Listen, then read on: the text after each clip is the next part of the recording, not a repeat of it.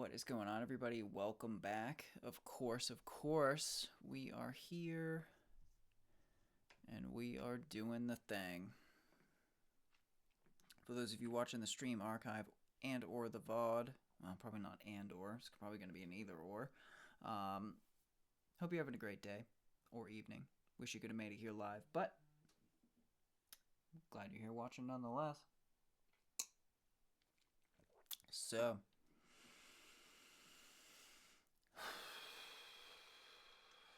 let's jump straight into the news. Hello, Othello. Welcome back. How is your day going? That beautiful smile. Thank you so much, Othello. Love to see the smiles. How was your day? How are you?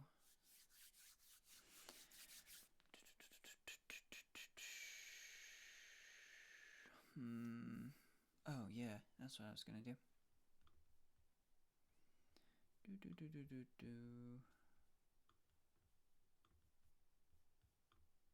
Whoops.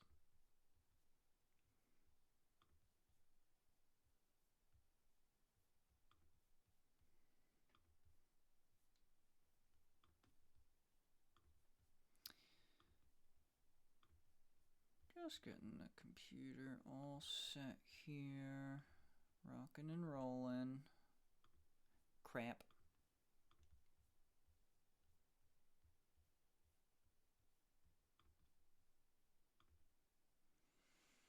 You had a creative class today?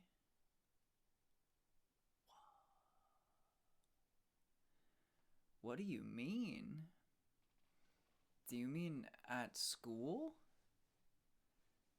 Are you going to school? What are you referring to here? So it wasn't all work, which means this wasn't a creative class at work, I'm assuming. Hey, Nalina, welcome back. Lovely to see you. And how are you? And Othello, my day was good. It was good. It was good. Yeah, I just said that 3 times because it was that good. I literally got some good sleep, so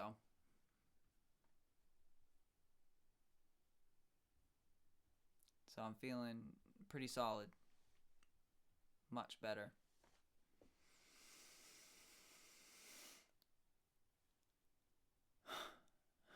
Oh, yeah, good. Vocal lessons, okay. So not so much school, but,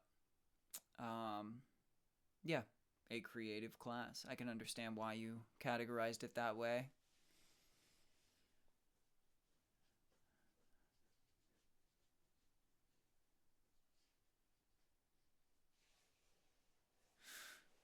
Buenas noches, Maria. I'm great. How are you? I'm feeling... My mental battery is high. It's filled up today because yesterday my mental battery was very low.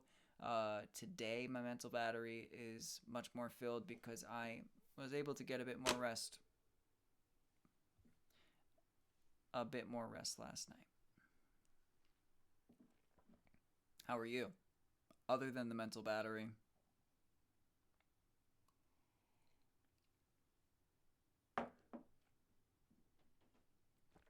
Yep.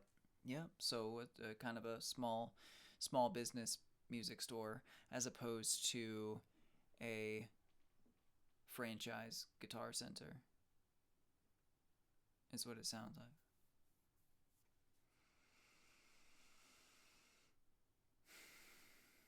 And it's good to see you too, Nalina. Hello to your friend also. That's cool you're hanging out with your friend. Very good. Hey Rivers, welcome back.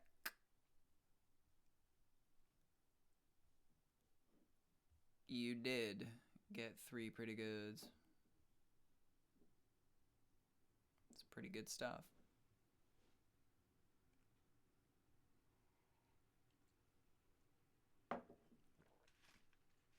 It's not often you get that many. How am I doing today? Well, I think I just answered it like twice. I'm assuming that Nalina's asking all y'all. But I will say a third time. I'm good. Pretty good. Pretty good, pretty good. And I'm happy to be back. Another day, another stream, nightly routine. Here we go. Well, I'm glad it was not so recent, Rivers. Panic attacks are the worst. I barely ever had them, but I've had them long time ago, and I remember it was not fun. But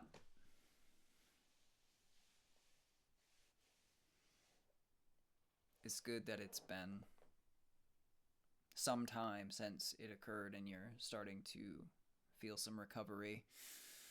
You know, just chill, relax, keep your heart rate down, and just let my voice sort of soothe you and, you know, talk to me, talk to us, and, you know, this is your comfort place. This is your happy place. You're here where you need to be right now. That's good, Maria. Taking that out, you're doing fine. And you're welcome. Yeah, exactly, Maria. This is exactly the situation that I found myself in yesterday. I just had accumulated immense levels of fatigue. I had gotten such little sleep for multiple days in a row, and it made it very difficult to have mental battery, and it was tough. It was tough. I paid the price as well. But got to sleep earlier last night. Woke up still early, but you know, I got a good amount of sleep. So that's what you need too, Maria, and you will. Cuz you're going to take off from the stream early and prioritize some rest tonight, which is the best thing to do. It's the best thing to do.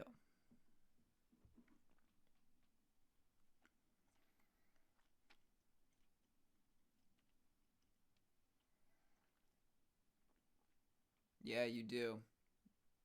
You need to take a serious holiday.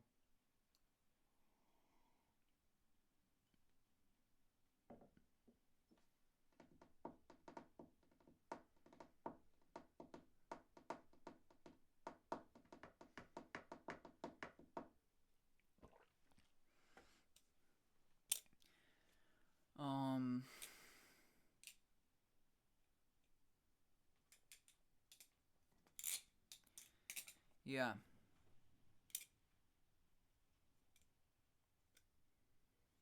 Thank you guys for those of you, and I can't, obviously I can't tell who individually, but for those of you that have been listening and listening to and consuming the podcast that I launched for you guys, I appreciate you. The podcast has been doing really well so far, so I am really happy to see that.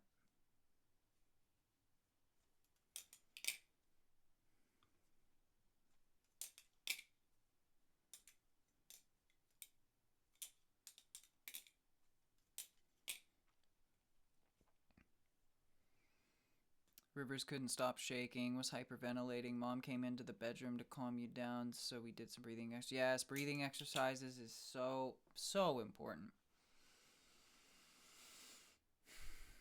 When you do deep breathing exercises, you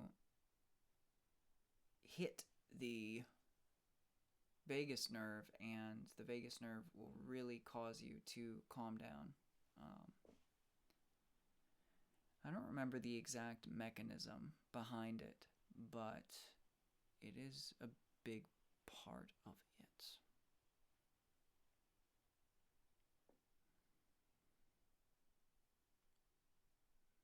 Othello is sending love and hearts. I love to see that. Maria, that is even better. Even better. The fact that you, instead of taking off and leaving the stream, just falling asleep while the stream continues, listening to my voice and such, that's even better, you know? So that's amazing. And if you are sort of gone from the chat, I understand. I know I will understand and know exactly why. Have a good day, Nalina. Have fun at dance. And miss you too. Hopefully see you soon for longer.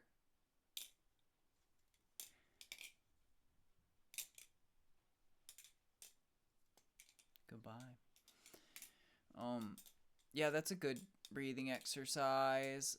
I think my favorite breathing exercise is box breathing. I think that one hits the vagus nerve really, really well and creates a sense of calm and tranquility. And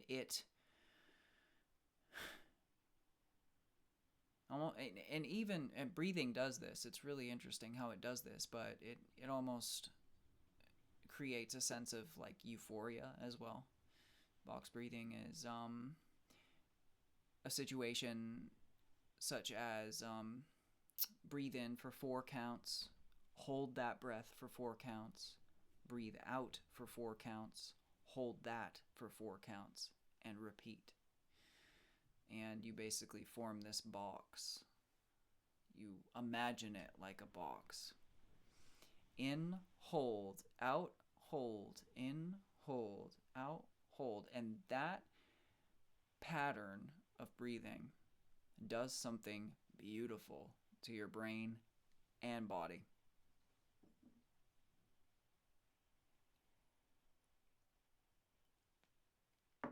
Of course, Rivers, as you say, as everybody says, it's a family. We're here for each other. We're here for you when you need it. And just always in general, you know.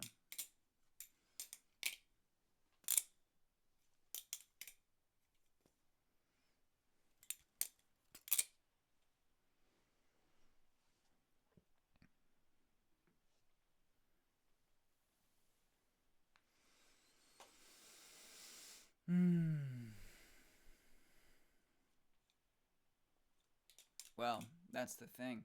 We aren't just anyone, are we, Rivers? We are the family. We are your second family. And it still means a lot that you show that side to me, to us. But, you know,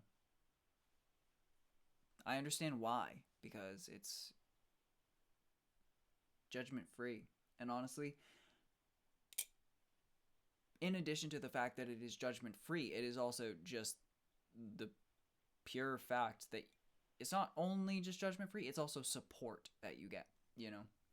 Everybody here is just amazing people, honestly. Just amazing people. Every single one of you. And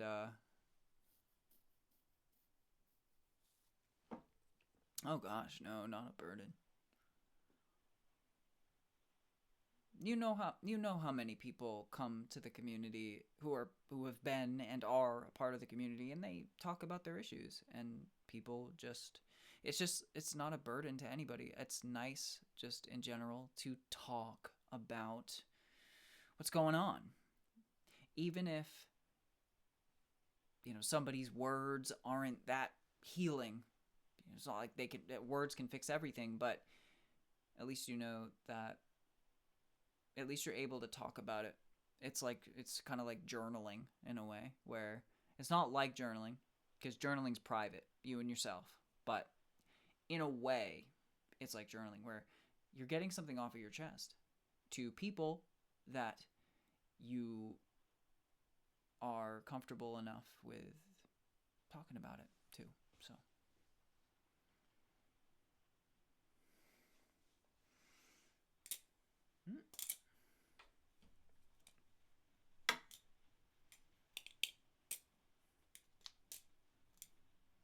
talked about me. Hopefully good things, Riv. Hopefully good things. I am, and if it was good things, then I'm honored. If it was bad things, then I'm sorry. I'm sorry for whatever I did.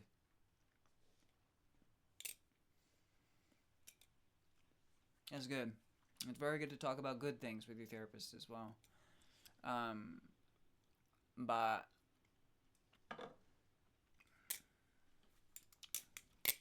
no, that's amazing. I'm so glad to hear it. I'm so glad to hear. I am. I'm truly honored that you talked about me. Wow. Yes, Maria. Basically, like breath work is the technical term for it, and breath work is, in a way,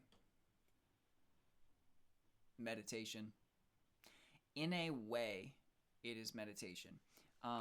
So in like my meditation practice, one of the modalities of meditation that I employ is breath work, like as the meditation. And that's because meditation can be classified by getting rid of all external thoughts and maybe only focusing on just one.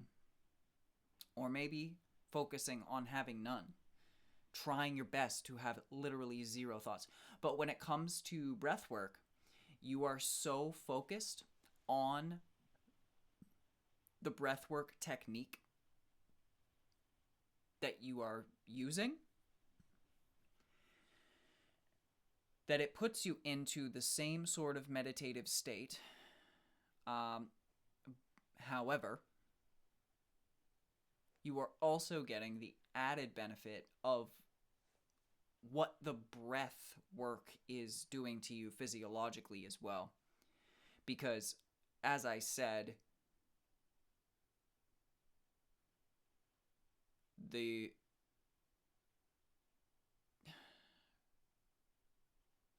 patterned, regulated flow of oxygen and lack thereof is having a physiological effect and stimulation of the vagus nerve as well. Plus the mental of focusing on basically nothing but the breath work. And that's the thing about box breathing is you really have to put your thought into it because it is... You've got to always be tracking where you are. Am I on my inward breath right now? Okay, I got to hold that. And what's coming next? And you're doing this calmly, of course, but it doesn't leave you any room to think about much else. Really doesn't. So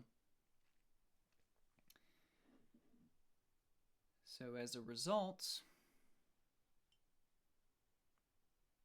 you are in a meditative state.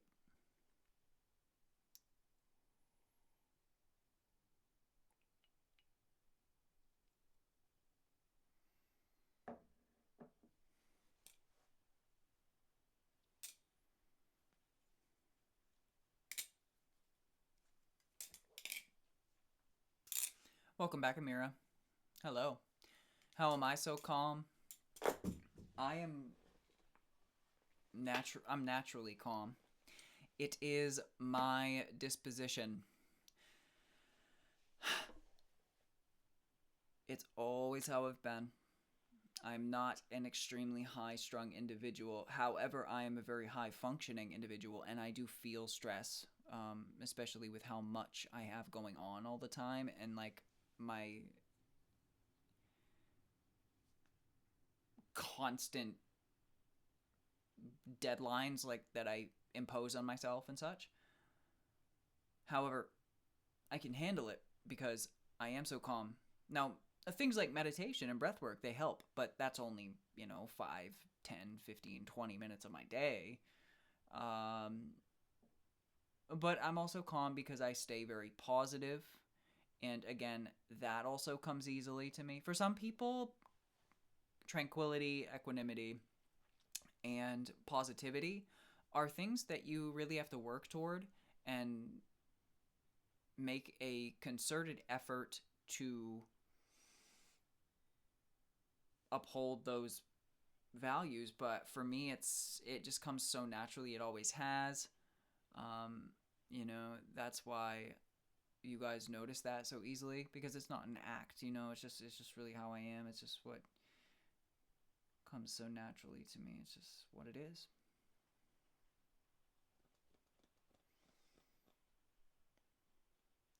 Rivers was saying how I'm always there for everybody with open arms, chatting with everyone, and being around my presence makes her feel safe and comfortable, and mentioned my music as well, how it keeps her motivated to not give up and not let anything stand in her way. This is a beautiful long message, Rivers. I love your long messages, and I'm loving Maria's as well. Sometimes it's not often that I get beautiful long messages from you guys. And another thing, I think TikTok always had like a character count, so you couldn't say a ton, for moderation reasons or whatever. But you guys have got some really beautiful paragraphs in you, and I'm honored again, Rivers. I'm truly honored that you feel that way. That this is something that you felt that you wanted to speak to your therapist about as well. And knowing that I have this effect on you guys, and hearing these things, it matters to me as well, because it's motivation for me to keep going. Like, I may give you guys motivation to not give up and not let anything stand in your way, but sometimes I'm a human. I need those motivations as well. And so understanding, or just being reminded, or hearing those things, or hearing that I inspire somebody, or whatever it might be, and you guys do a really good job at saying those things, let me know. But those things are really motivating to me in all that I do, because if I it's important to know, for me at least. So, and thank you for being so full of recommendations, Maria. I believe it, Rivers. It definitely sounds like it's from the heart, especially if you were talking to, um, the therapist about it. I think that it's safe to say that you totally mean it. Especially. And even if you weren't, I would still, feel like it was sincere. Absolutely. My hair is really quite soft, Amira. It really is. Especially today, for whatever reason, and that's the problem right now, actually, is it's laying so flat, because it's really like fine and soft right now. That's one thing I miss about late spring, summertime, fall, is that the humidity sort of comes back a little bit. Like, here, it's not terrible. The humidity here is so bearable compared to the southern hemisphere, and even just the southern part of the United States. And so just that perfect balance of humidity hits, and my hair goes back to like the way that I love it. But when there's such a severe lack of humidity, and as a result, not as many water molecules in the air, therefore, far more static electricity is able to be generated, especially in things like your hair. Your hair lays a lot more flat and is more soft and like airy and fine, but it does not give me the effects that I love the most when it comes to my hair. So, anyways, yeah, especially right now, extremely soft. But I guess it's always soft. It's always soft. I don't know if it's the softest ever. I don't have like all that much to compare it with, I guess. fairly. Do you guys remember this? Rivers. I don't know if Othello was here during that stream, but do do Rivers and like Othello and stuff? Do you guys remember this? This card that I made. This was I probably made this card during one of my first. It was probably the first month, maybe second month of me beginning streaming on TikTok. So only the earliest of you on TikTok would remember, if at all. Rivers remembers. That's good. Yeah, that was I forget her name. I want to say Sage, but I know it wasn't Sage. Sage came later, and I know it wasn't Sage. But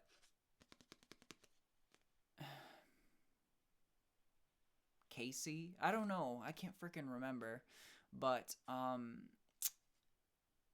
she was the first one to do her nails in these shapes. That's why I did it. I drew out the shapes for her to do her, because she was going to do her nails, and she said, "Yeah, I'll do your symbols on my nails when I get them done." And Rivers has since done that. Lee has since done that. Frickin' Nita has literally gotten a tattoo of my symbols. Luna wants to do the same thing. You know, what an incredible community. But I just wanted you guys to see that that I have kept this card throughout all these months. It sits with me on my desk. And granted, when we were doing that stream, when this was occurring, this was at my business office that I was at. This was, over in the city when I was doing my streams there. And when I started streaming here, I brought the card with me. So I'm glad you remember it, though, Rivers. Hey, I understand that, Amira. Yeah, a little hairbrush. I do enjoy brushing my hair. I don't do it too often, though.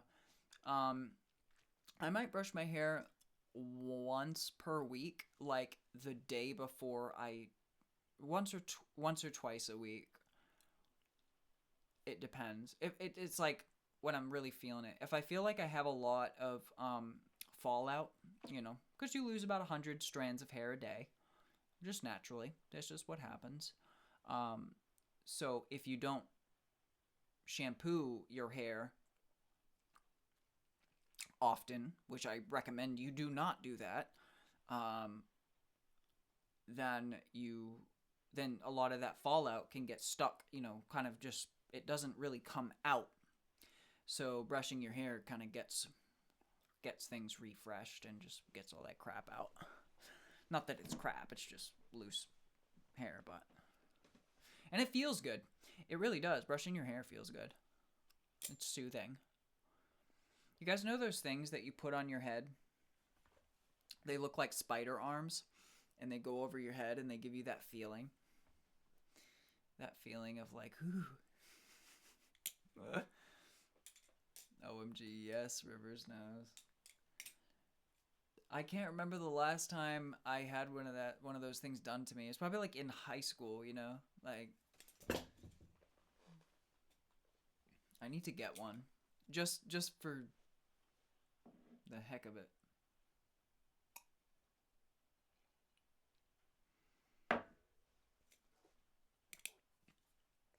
Just for the heck of it.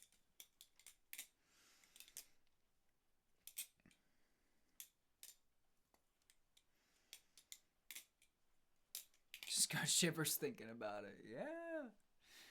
You know what I'm talking about. You know. Goodness.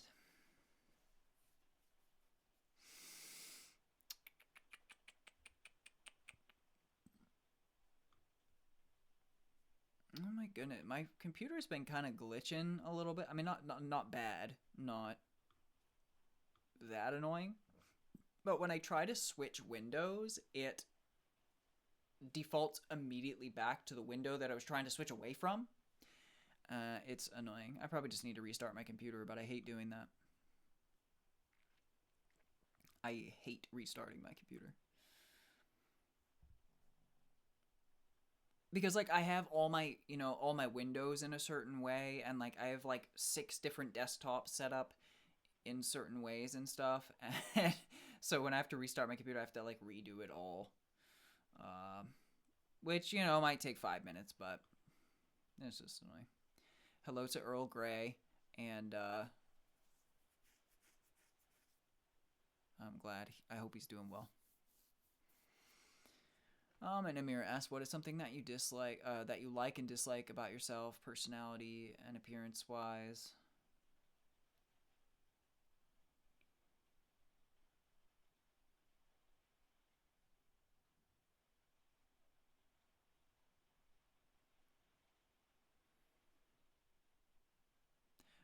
With my personality, I dislike the fact that I can sometimes just isolate myself. Uh, I really, really dislike that about myself because I can get so busy that I end up isolating myself from like people and stuff. So I don't love that. Something I like about my personality is definitely that's a lot easier to come up with, and I have multiple instances and examples of that. The things that I like, which would be, which I've mentioned before, is like being hardworking and being positive. Those two things are like, I'm so thankful for those things. And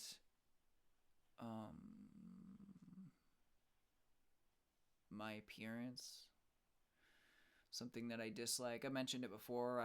I just was not blessed with good skin. I have an incredible, impeccable, in fact, skincare routine that I am immensely proud of. Have done so much research into and dialed in over the course of many years, and my skin would be far worse if I didn't have it and didn't stick to it every day.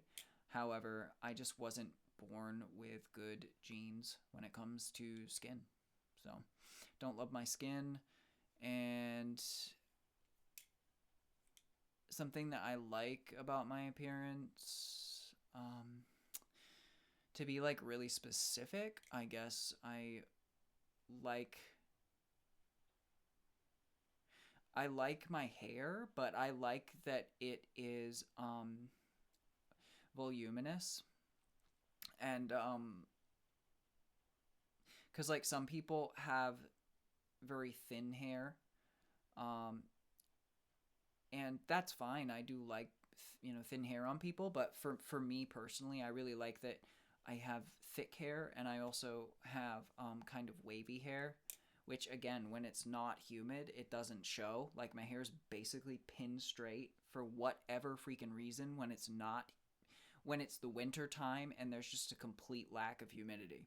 When there's the complete lack of humidity, I truly just truly don't have any waves in my hair, really, for the most part. But yeah, so there's a couple things.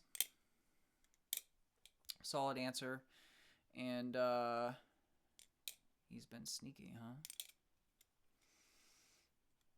Well, that's good / not good. I don't know how good or not good that actually is.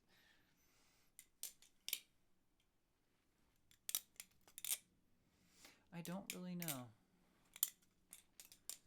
Whew, almost dropped it that time. Almost dropped it again.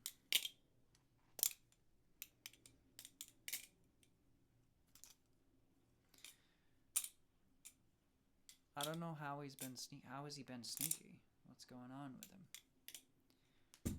I did drop it after I successfully caught it. Okay. Yeah, that's what I said, Amira. I've always had bad skin. Quite literally. And my mother has always had bad skin too. So I know exactly where I get it from. And that's just what it is, baby.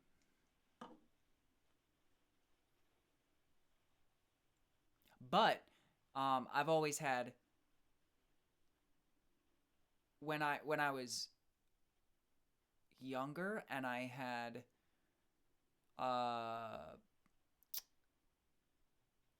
not really had a skincare routine, nor had done any research into it or dialed it in or figured it out. Nothing. I had terrible skin. Like, terrible. Just absolutely terrible. Now, I wouldn't say that I have terrible skin, thankfully. And also, a big part of it, not even just the skincare routine, is also your diet. So, dialing in my diet as well over the years and figuring out that animal products in general are really, really terrible for your skin in general. Not just my skin, but in general.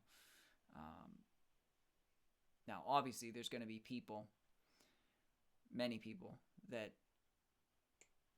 you can never wash your face, you can eat whatever you want, and it will never show. But for me, I have skin that tells you exactly what level of stress, what kind of diet you have, and what kind of skincare routine you have. If I do not have my skincare routine, if I take a break from my skincare routine, which barely ever happens, if I start not eating really healthy and really clean, and if I start going through immense amounts of stress, it shows. It shows, like, easily, clearly. So he thought it would be a good idea to escape outside when he wasn't supposed to. Well, I'm amazed you got him back in. Unless you have like a fenced in yard or something. Maybe that's the situation. I don't know.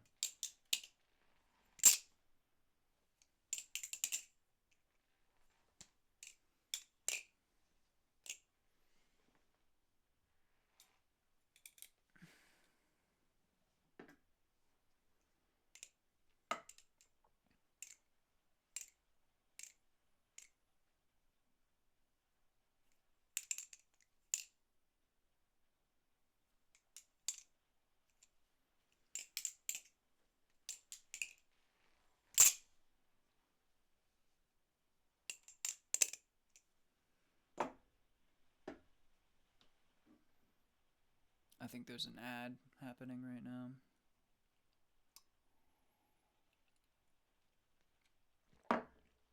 If there is, I'm giving you a moment. If there is, I'm giving you a moment to return from your ad break. However, if you're on, one thing I've noticed is if you're on your computer watching, you can still see me in a little version of the screen in the upper right hand corner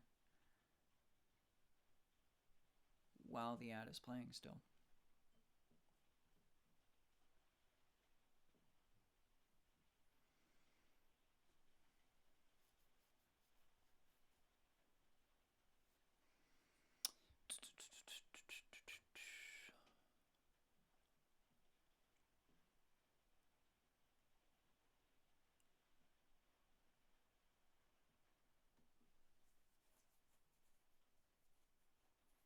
Well, yeah, bad skin typically always starts in puberty. That's just how it goes.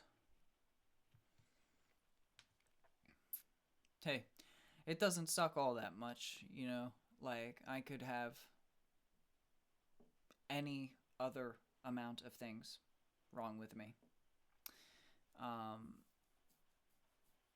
And skin's not a huge deal.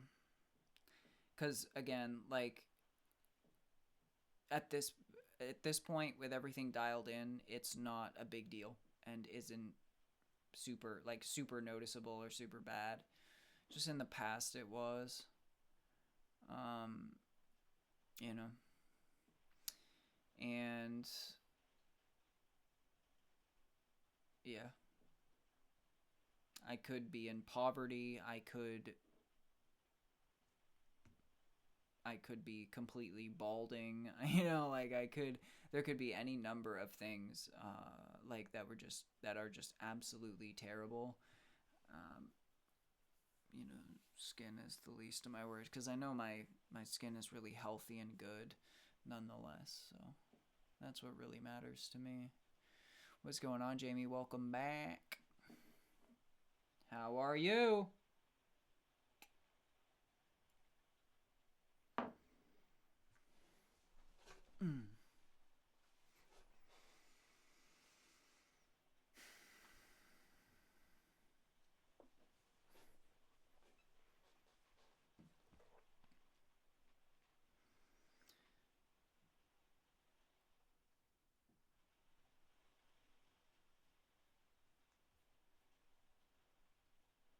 You had your nap so you could be here. Yes. That is amazing. I'm doing great. How are you? How are you?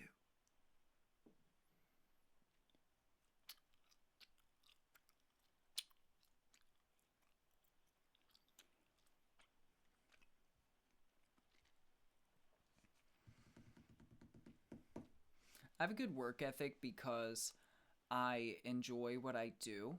I always really only pursue and put my energy into things that I enjoy. And that's a huge, I mean, that's like the biggest part of it. But also, I feel so good when I'm doing work. I feel so good when I finish work. I feel so good when I'm working towards something. I've always felt like that where I don't feel too great if I'm just relaxing and doing nothing or just doing leisure activities. So I prefer to be working. So, and also like I get all the beautiful feedback from you guys and from the greater community that doesn't even ever attend the live streams that are just watching the videos outside of the stream or whatever it might be. Like it's all beautiful motivation for me in addition to my own because if it were only external motivation I wouldn't be able to sustain it. It's so hard. I mentioned this in one of my clips, um, that the reason why people get so good at things is because they love them. They want to be doing them. This isn't like work that they dread doing. So that's kind of the situation. I'm glad you're doing good though, Jamie. Yeah, motivation's hard to come by. Especially like I said, if it's for things that you don't really necessarily enjoy, because if you don't enjoy those things, then it's really hard to want to do them because it's work. It's something that you dread. Maybe not dread, but at the very least, it's not something that you're like chomping at the bit to do. So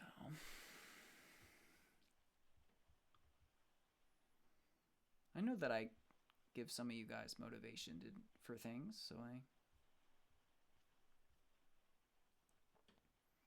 I'm glad about that.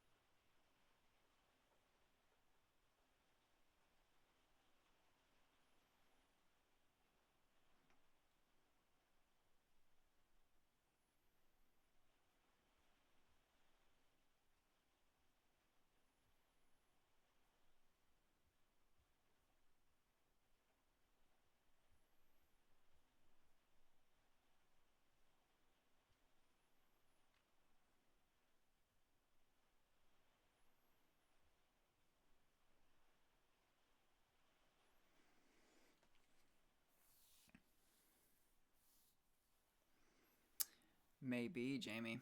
I do have one that I wanted to check out.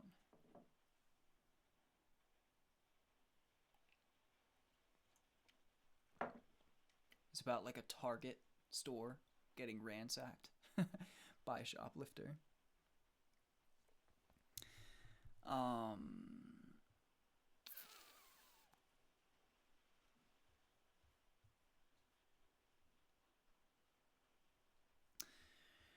and also, there was another thing I wanted to talk about.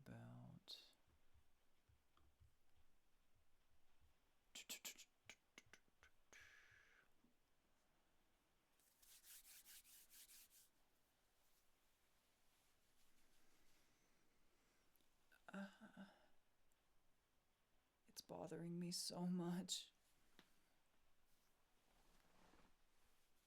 I hate it. I hate how, like, dry my hair is right now.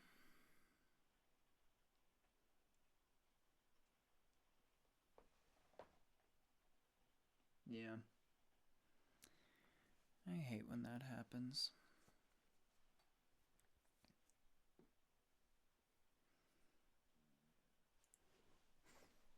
I think it will be. I hope so.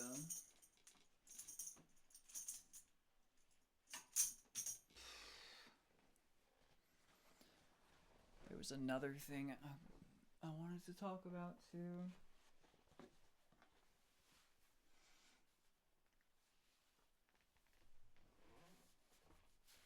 I'm gonna have to slap this thing on because I can't keep dealing with this. I don't want to deal with this hair. This stupid hair situation.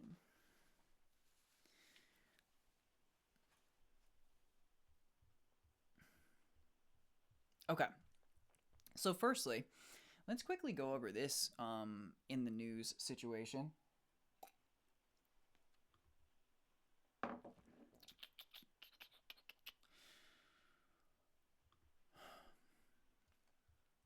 So today there was a jury verdict that actually found Instagram and YouTube, aka Meta and Google, guilty of being designed purely to addict children. This is for informational purposes only. Oh. For medical advice or Because I was speaking to Google, Gemini just started speaking to me. But anyway, yeah. Jury finds Instagram and YouTube were designed to addict kids. Now, this is really, really interesting to me. This was in Los Angeles, and I haven't really read through it or looked into it all that much quite yet. Number one, I don't know how purposely designed they were to addict children only. I think they were designed to addict anyone. Like any social media platform, any media platform in general, is generally incentivized to keep you on their platform. Therefore, you're watching more content and seeing more ads and generating them more money and such. But the case could reshape how tech companies are held accountable for children's harm from their products. After a grueling 7 weeks of court proceedings and more than 40 hours of tense deliberations across 9 days in one of the country's most closely watched civil trials, jurors handed down a landmark decision in the LA Superior Court, finding Instagram and YouTube responsible for the suffering of a Chico woman who charged the platforms were built to addict young users. She's a 20-year-old girl. and she's getting $3 million because she got addicted to social media. And essentially, I believe the whole situation is that the social media platforms did not have basically, like, on the package of cigarettes, you know how there's a warning label that says if you start smoking these cigarettes, you most likely and could get addicted to them. You could also get cancer, blah, blah, blah, blah, blah, those things. But social media doesn't have like a warning label on it because people obviously just, I guess, I really don't know. I don't know. I think that's the situation, though, is they weren't warning people that they were going to get addicted if they went with it. If they started using it, they would get addicted, and they didn't warn people.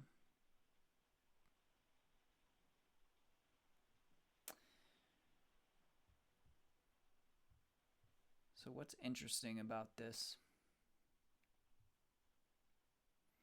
The jury returned to award $2.1 million in punitive damages against Meta and $900,000 against Google, bringing the total judgment against the companies to $6 million combined.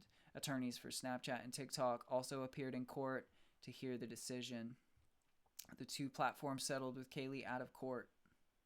We respectfully disagree with the verdict and are evaluating our legal options, a spokesperson for Instagram's parent company, Meta, said. So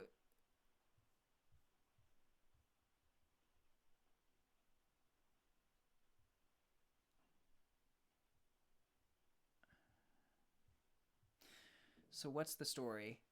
Kaylee said that she first got hooked on YouTube and Instagram in grade school. Jurors were charged with determining whether the companies acted negligently in designing their products and failed to warn her of the dangers. Can I ask you, does sugar have a warning label on it?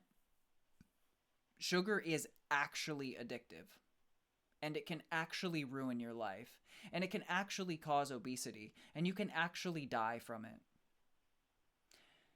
Social media has that same concatenation of effects if you protract them out from this addiction. So why are we not throwing companies that produce sugary sweets and Oreos and you know what I mean, like, under the bus here? Where are they going? Why are they not awarding the next 15-year-old that said, I became obese and my life is ruined, no women like me or no boys like me, I didn't know I was going to get obese and get heart disease and type 2 diabetes at the age of 16, 15, whatever it might be. I'm 20 years old. You know, like, it's just an interesting verdict. Again, these are California courts, so they think and operate a little bit different, of course, but anyways, the jury's verdicts will echo through thousands of other pending lawsuits, reshaping the legal landscape for some of the world's most powerful companies. Experts say the payout will likely set the bar for future awards. Now, of course, everyone could come forward and do this. Any of us could come forward and be like, hey, well, they didn't tell me that I was gonna really like social media, so and now I'm really, I can't stop using it. It's like meth. I literally can't stop. Now, granted, social media is not physically addicting. There is no physical addiction here. It's a mental addiction. You're not, if you get off of social media, you mentally feel like you might not exist to the rest of the world. You might feel like you're missing out. You might, and even when you're using it, you might feel less than other people because you're constantly comparing yourself to other people. There's plenty of downfalls and pitfalls to social media, but you're not like getting the shakes and going into withdrawal, like actual physical withdrawal. Mental withdrawal, different story. But this isn't like cigarettes where you actually literally have a physical addiction here. Methamphetamine, heroin, things like this. Sugar, sugar is sugar has a physical addiction aspect to it. Caffeine has a physical addiction aspect to it. They're less than methamphetamine. They're less than heroin. Things like that. But nonetheless, it's there.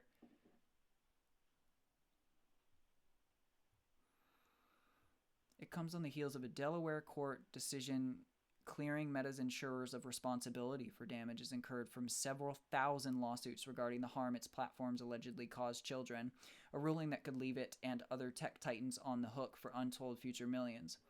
This is also aside from the fact that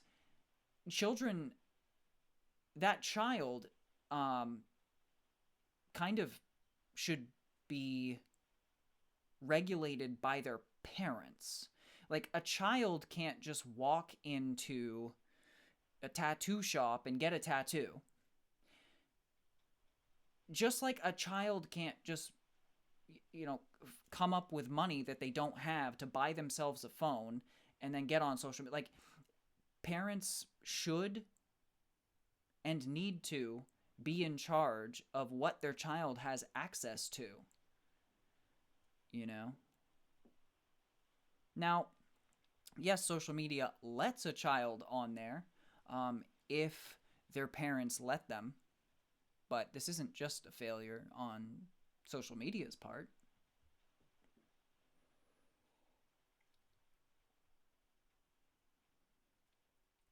And Delaware, of course, not California, has decided the exact opposite that California decided. Kaylee's test case was chosen from among scores of suits currently consolidated in California state court. Hundreds more are moving together through the federal system, where the first trial is set for June in San Francisco. Yet, if you were going to get millions of dollars for trying to sue social media for not sticking a warning label on the homepage or whatever, having to sign a waiver when you sign up, like, hey, I could really like this so much because it's obviously designed for me to like it, because when I go on YouTube, the last thing that I want or expect is to not like all of the videos and then want to leave the platform and never go back to it. The company would fail. It would go out of business tomorrow. Same with TikTok. Of course, TikTok has an algorithm that is designed to serve up content to you that someone has created. It wasn't TikTok that created it. I created it, let's say, and you guys somehow found me. You somehow found me. TikTok has a sophisticated algorithm, so do these other platforms that test content on you. They do what they do, and they give you content that you will like, thus keeping you on the platform. Any company has an incentive for you to return to their company and continue either consuming that content or buying that product or whatever it might be. The suit seeks to prove that harm flowed not from user content, but from the design and operation of the platforms themselves. That is a critical legal distinction here. Social media companies have so far been protected by a powerful 96 law called Section 230, which has shielded the apps from responsibility for what happens to children who use it.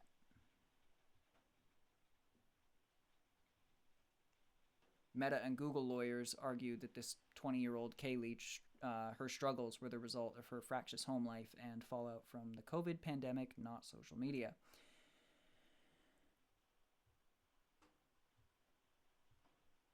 And an expert on a school of law dean and expert on the First Amendment said, I don't think it should have ever gone to a jury trial. All media tries to keep people on their platform and coming back.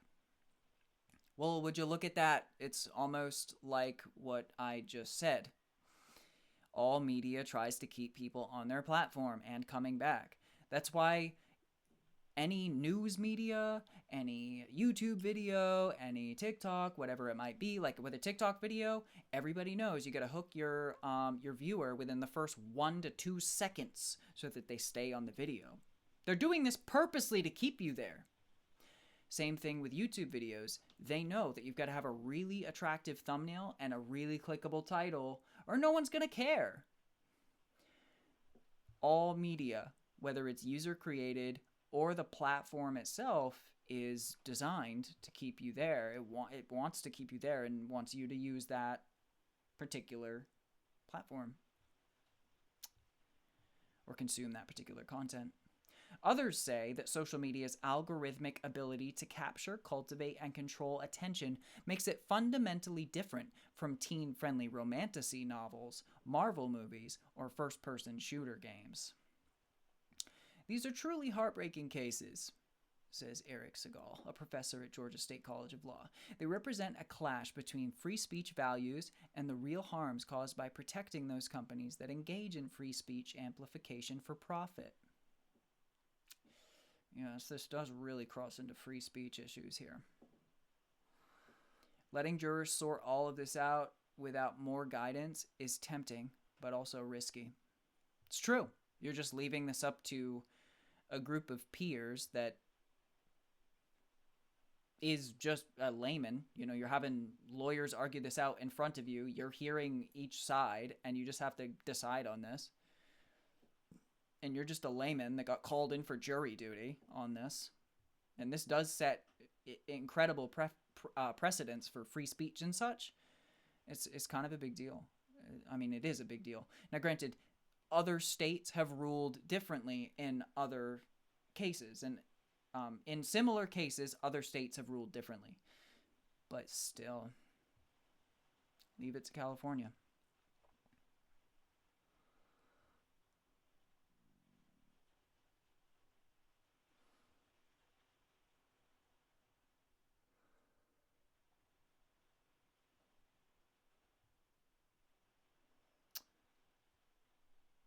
As deliberations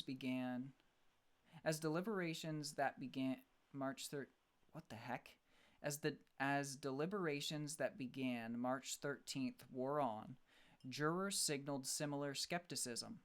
Okay, the jurors are signaling similar skepticism, asking to see internal meta documents, reviewing testimony from a defense expert in regards to her professional integrity, being the only doctor stating social media was not a contributing factor to her mental health.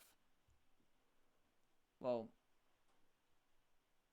everything is a contributing factor to your mental health, to be fair. Even the food you eat is a contributing factor to your mental health. Your lack or your level of exercise or lack thereof is a contributing factor to your mental health. And you know, it really just kind of sucks that we literally need, I don't know, it almost feels kind of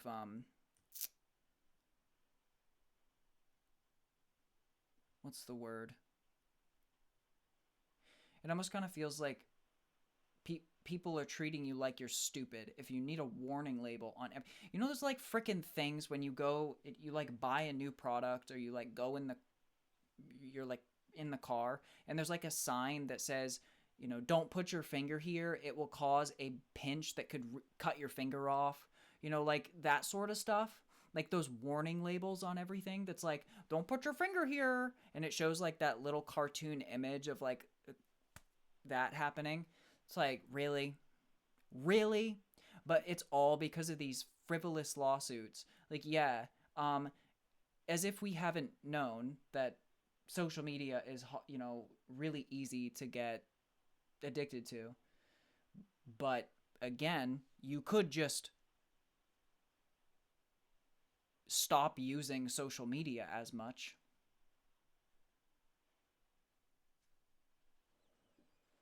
I really hesitate to compare Facebook to meth. I really hesitate to do that. I hesitate to put Instagram on the same pedestal and level of addiction in any way, shape, or form as heroin, um, or even sugar, for that matter. But today, a jury in California, in this particular court, in this particular case, saw the truth and held Meta and Google accountable for designing products that addict and harm children. This verdict sends an unmistakable message that no company is above accountability. The outcome will likely transform the already heated debate over social media addiction as a concept, what role apps may play in engineering it, and whether individuals like Kaylee can approve that they are afflicted.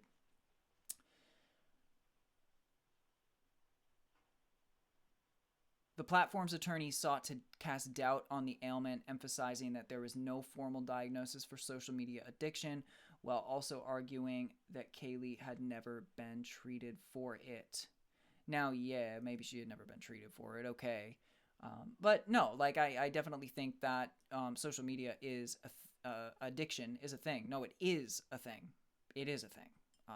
It is. It's a mental addiction. It's not a physical addiction, but it is a mental addiction. It does occur. It can occur. So I don't think that there's any room to cast doubt on the ailment. But here we go.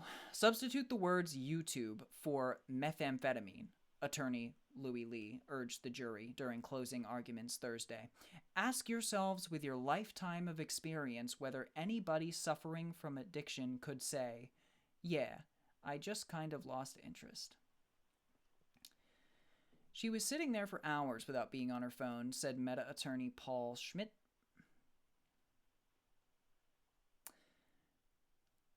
I mean, true. It's not like you're sitting there for you're constantly getting that high all day. Like, you literally can't function or do anything else but sit there on your phone and scroll like you have to do this.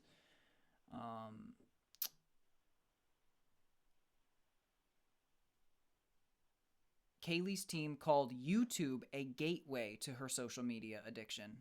It's a gateway drug. It's a gateway drug. And then Lee says, YouTube wasn't a gateway to anything. YouTube was a toy that a child liked, then put down.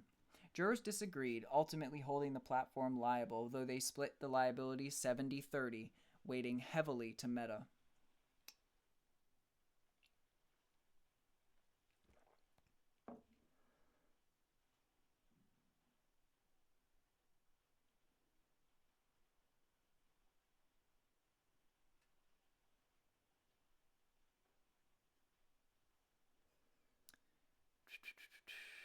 This is all just M&Ms. No, they're talking about M&Ms.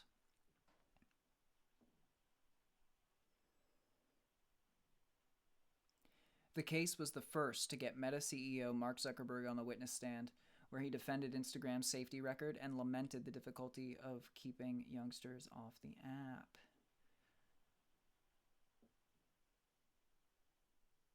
And tens of thousands of internal documents were made public as well.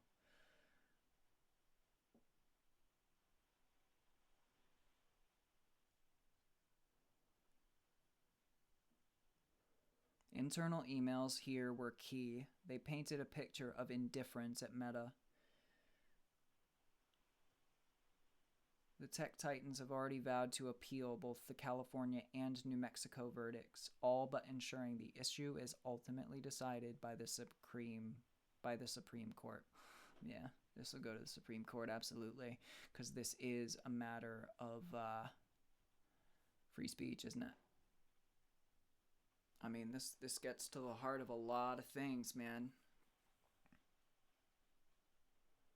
But you know, we're living through this, so this is quite an interesting situation, and this just broke today. So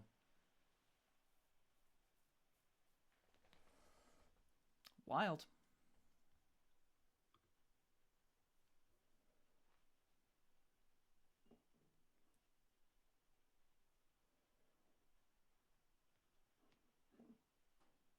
Yeah. Yeah. I mean, it would be laughable to me, but yes, I mean, what may have to happen now is, well, I mean, really all that needs to happen, because this is like an addicting children situation. So, what they would need to probably start to do is like age verification or something, because obviously, um, and not even age verification. I think what it would have to be is they would need to just make it so you cannot be a certain age and sign up. Like you can't do this until you're what? What is it going to be? Like what age are you going to stamp on this? Because technically you don't even have a fully formed prefrontal cortex until you're 25 on average. So what are you going to do about this? What are you really going to do? Because you can't actually make legitimate, to the best of your ability, decisions until you're 25. And even then, you could still just say that you're older. Then you're getting into even more freedom issues when you force somebody to do age verification like the UK is doing. Like a lot of apps in the UK are being forced now to, like, you have to scan your driver's license to even be on the app at all. So if we're not going to go that route, then we would have to go the route of just upping the age to be able to sign up. But then you could just easily say, well, I was born this year, actually, not this year. And then you can sign up. Just as simple as that. And yeah, parents couldn't sign them up. I mean, sorry. Yeah, parents could sign them up. So that's also a situation. And obviously, if your parent is letting you go on YouTube, most likely, if you're going on it and doing it enough to be addicted and affected so much by this, then your parents obviously started this off for you if you were a child when you got addicted to it, supposedly. So, yeah. Craziness.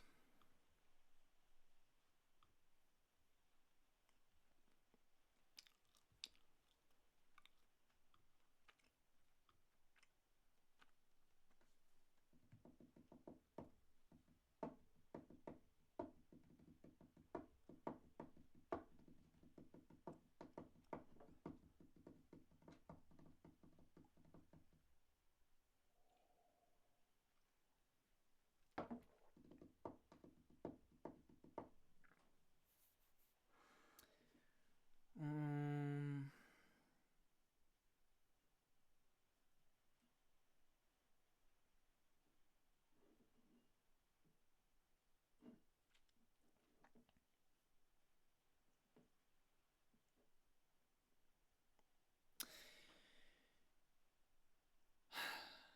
I should really that reading through that article took me a little longer than I expected. So what I really should do is read the next chapter in our book. I'm much more rested today. I promised I would do it, and because it's almost 2 a.m. and a chapter can take 30 minutes to 40 minutes, I should really do that now because it's been a couple days since we did, and I know you guys are waiting for chapter 4 and everything like that. So let's do that. We'll get back to some videos tomorrow, though. I do really want to watch this Target one. Gosh darn it. And the Justin Timberlake news. I wanted to talk about that too and go over the video from that, but we'll have to do that stuff tomorrow. Sounds good, Jamie. Have a great night. It's okay. I understand. I'm glad that you took a nap so that you were able to be here, and I'm glad that you'll be back tomorrow. I will see you then. Much love to you, and have a beautiful night. Have a beautiful day. Have a beautiful sleep if you're going back to sleep or to sleep.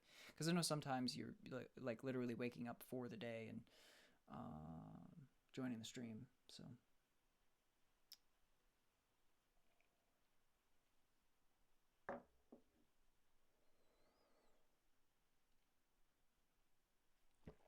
Much love indeed.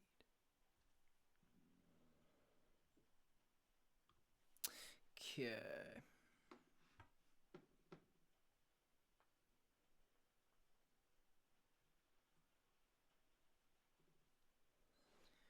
Let me get the lights changed.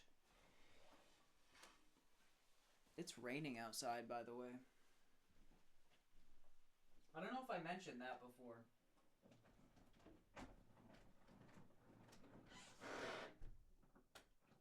I do not know if I mentioned that before. I'm just going to run to the bathroom super quick. Quick ad break for me to run to the bathroom. I'll be right back.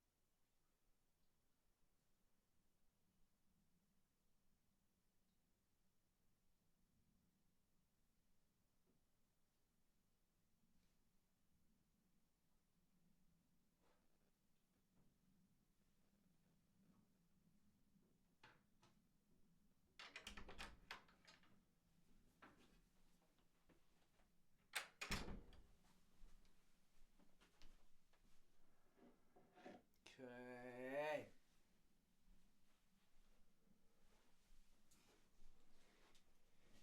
Refill my water real quick. Then we shall begin.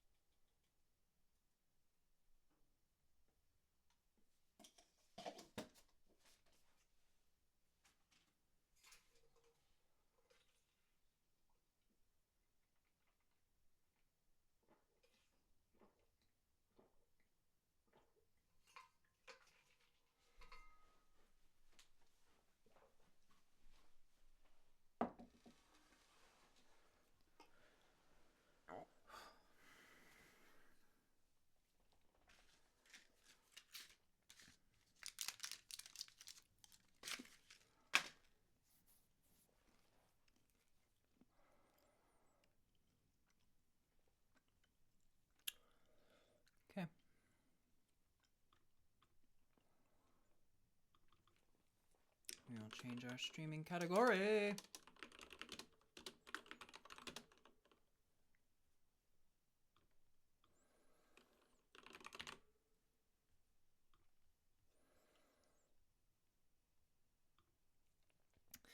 And what do I need to do here? Change the freaking lighting.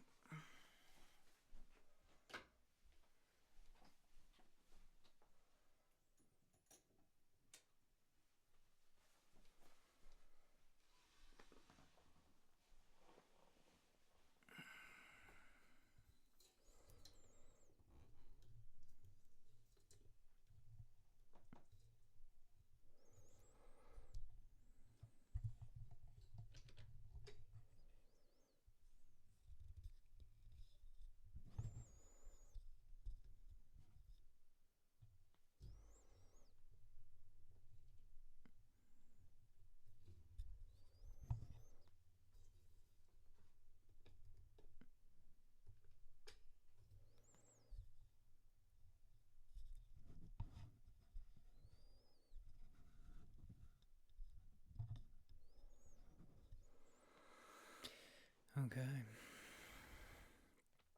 Okay. That'll do. All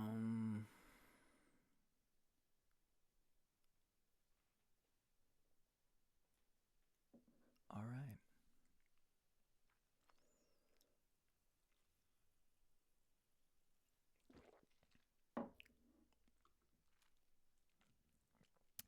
For those of you still with me,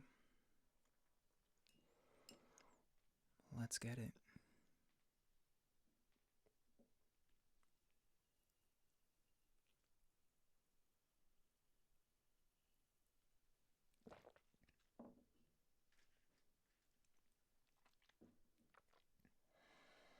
It is so nice to crack into a fresh bottle of seltzer water because my old one was completely flat. Like, these things don't hold their carbonation very well. I cap the bottle tight, but I refrigerate it, which also helps it not lose its carbonation as quickly, but yeah. It's not easy to keep it from going flat. It only takes a few days. But it's still good. There's some lime in there. Still gives it like some zip. Okay.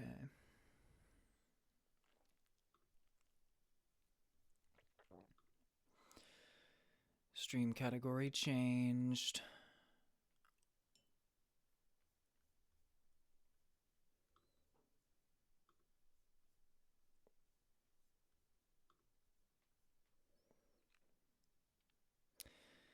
We are back at it again, guys. Chapter 4 of Dracula.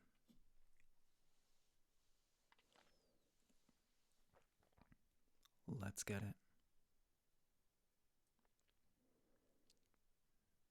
Hey, Angela, welcome back.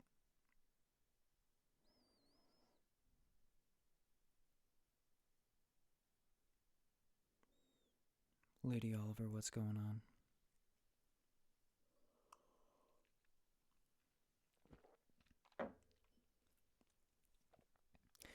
I'm just about to begin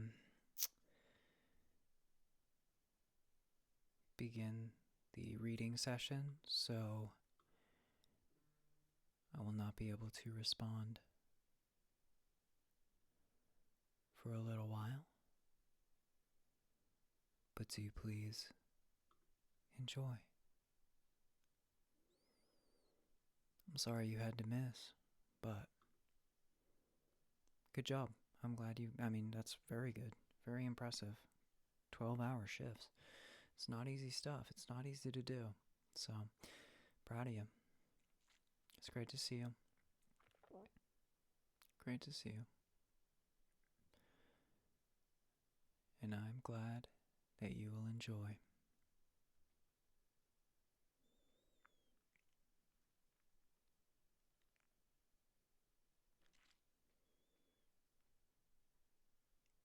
Heck yeah.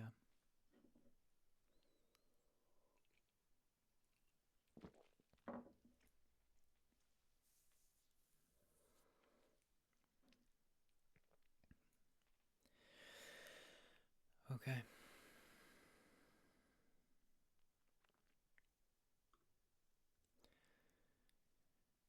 Chapter 4. Jonathan Harker's Journal. Continued. I awoke in my own bed. If it be that I had not dreamt, the Count must have carried me here. I tried to satisfy myself on the subject, but could not arrive at any unquestionable result. To be sure, there were certain small evidences, such as that my clothes were folded and laid by in a manner which was not my habit. My watch was still unwound, and I am rigorously accustomed to wind it the last thing before going to bed, and many such details. But these things are no proof, for they may have been evidences that my mind was not as usual, and, for some cause or another, I had certainly been much upset. I must watch for proof. Of one thing I am glad. If it was that the Count carried me here and undressed me, he must have been hurried in his task, for my pockets are intact. I am sure this diary would have been a mystery to him which he would not have brooked. He would have taken or destroyed it. As I look round this room, although it has been to me so full of fear, it is now a sort of sanctuary, for nothing can be more dreadful than those awful women who are, waiting to suck my blood. The 18th of May. I have been down to look at that room again in the daylight, for I must know the truth. When I got to the doorway at the top of the stairs, I found it closed. It had been so forcibly driven against the jamb that part of the woodwork was splintered. I could see that the bolt of the lock had not been shot, but the door is fastened from the inside. I fear it was no dream, and must act on this surmise. The 19th of May. I am surely in the toils. Last night the Count asked me in the suavest tones to write 3 letters. One saying that my work here was nearly done, and that I should start for home within a few days. Another that I was starting on the next morning from the time of the letter. And the third that I had left the castle and arrived at Bistritz. I would fain have rebelled, but felt that in the present state of things it would be madness to quarrel openly with the Count whilst I am so absolutely in his power. And to refuse would be to excite his suspicion and arouse his anger. He knows that I know too much, and that I must not live, lest I be dangerous to him. My only chance is to prolong my opportunities. Something may occur which will give me a chance to escape. I saw in his eyes something of that gathering wrath which was manifest when he hurled that fair woman from him. He explained to me that posts were few and uncertain, and that my writing now would ensure ease of mind to my friends. And he assured me with so much impressiveness that he would countermand the later letters, which would be held over at Bistritz until due time in case chance would admit of my prolonging my stay, that to oppose him would have been to create new suspicion. I therefore pretended to fall in with his views and asked him what dates I should put on the letters.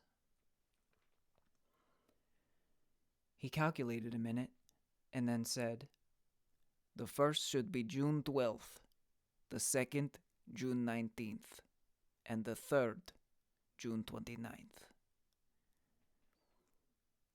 I know now the span of my life. God help me. The 28th of May. There is a chance of escape, or at any rate of being able to send word home. A band of Sisgani have come to the castle and are encamped in the courtyard. These are gypsies. I have notes of them in my book.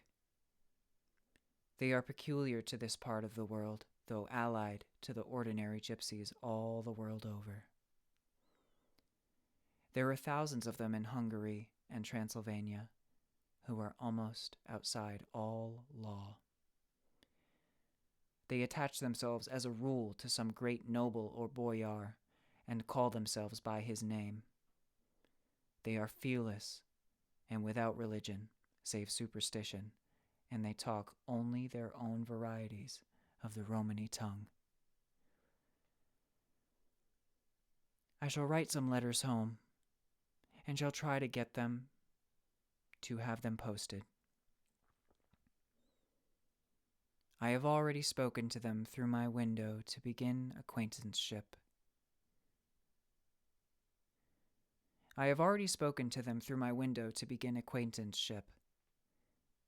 They took their hats off and made obeisance and many signs, which, however, I could not understand any more than I could their spoken language. I have written the letters. Mina's is in shorthand, and I simply ask Mr. Hawkins to communicate with her. To her I have explained my situation, but without the horrors which I may only surmise. It would shock and frighten her to death were I to expose my heart to her. Should the letters not carry, then the Count shall not yet know my secret or the extent of my knowledge. I have given the letters. I threw them through the bars of my window with a gold piece and made what signs I could to have them posted. The man who took them pressed them to his heart and bowed, and then put them in his cap.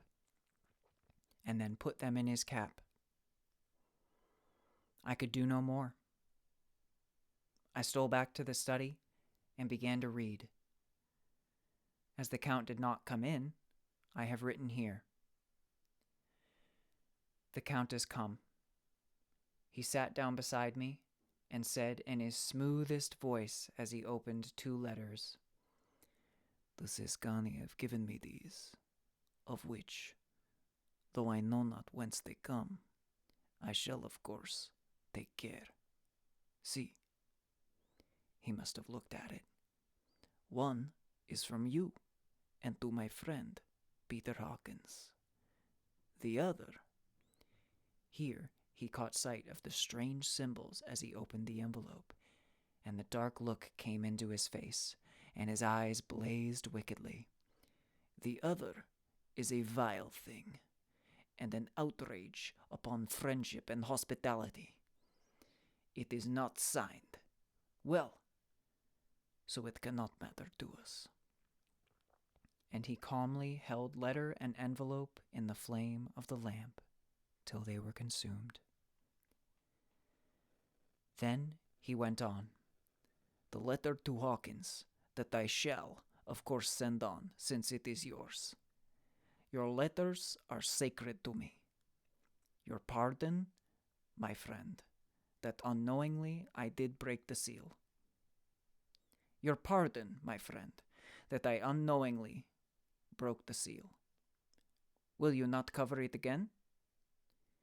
He held out the letter to me, and with a courteous bow handed me a clean envelope. I could only redirect it and hand it to him in silence. When he went out of the room, I could hear the key turn softly. A minute later, I went over and tried it, and the door was locked.